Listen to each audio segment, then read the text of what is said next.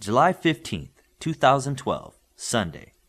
Sunday morning was quiet at the Pringle home, especially after the previous day's events. Everyone was still freaked out by what they thought Joseph had done, except Alex. He wanted to know if they could go out in the backyard and see if he could do it again.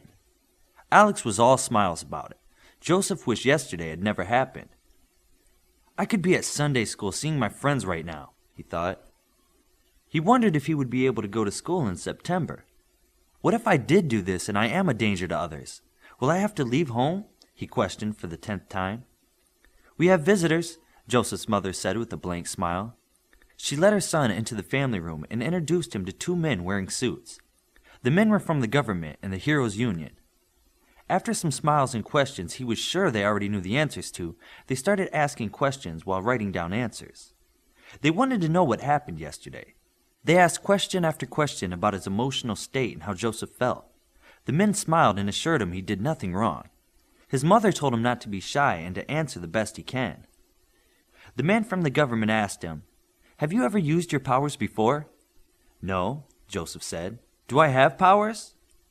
The metal portion of the parking lot is a near-perfect circle with the center being a small steel exhibit of aqueducts. "Something you were working on before this happened," the man from the government said. "It would seem evident from what happened yesterday that you have some type of power or powers emerging." "What do you mean by emerging?" Joseph asked in hopes of learning more. "What do you mean by powers?" Joseph's mother interrupted. "My husband and I are both near misses. Together they don't have supers as children." "That's not always true. At least one other case has been documented in recent history." The Heroes Union man continued. "Remember, the first supers were naturally occurring, children of normal humans. You're both naturally occurring near misses of normal parents, and your son is probably a naturally occurring super born from two near misses. We'll need a DNA test to be sure," the man from the government said. "What if we don't want our son tested?" Father asked. "I understand you're being hesitant, but it's just a cotton swab to the inside of the cheek. And if it isn't done, then your son's status will escalate to that of an unquantified threat to public safety," the Heroes Union man said. "I don't think I like the sound of this," Father said as he stood up. Joseph once saw his father lift the back end of a flatbed truck. He wondered if he was about to throw them out of the house. The Heroes Union man sat where he was and stared at the standing father and said, "Mr. Pringle, the public must be protected. What if this wasn't a one-time incident? What if it happens on a highway next time, or near a hospital? Do you want your son to live with those consequences?" Joseph had never thought of those things.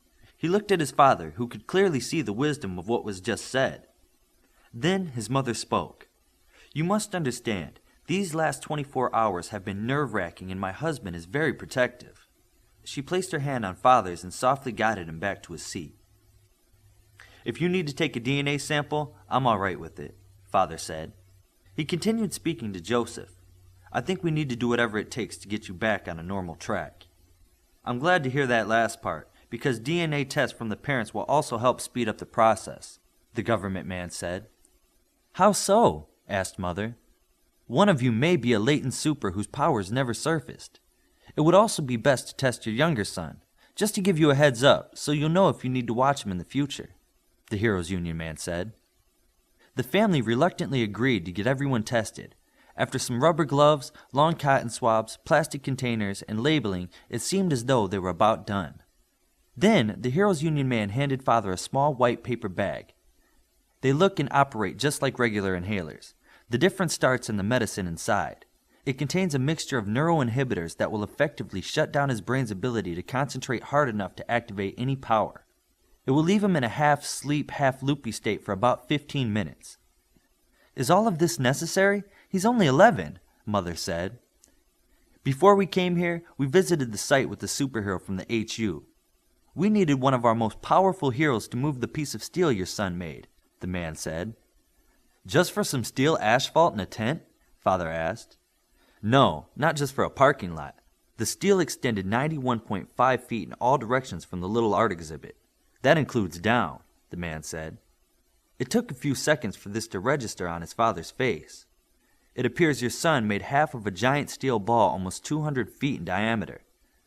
With this realization in place, the two men went over a series of safety rules and made sure they were written down and understood. Both parents were drilled in how to operate the inhalers. Joseph listened. Don't be alone. Have an inhaler with you. Don't leave the house. Don't get upset. The don't seemed to go on forever, Joseph thought. Don't leave the house? Mother asked.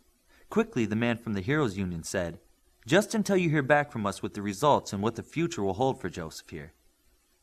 There was some more conversation that didn't mean too much to Joseph, and he excused himself to go see what his brother was doing.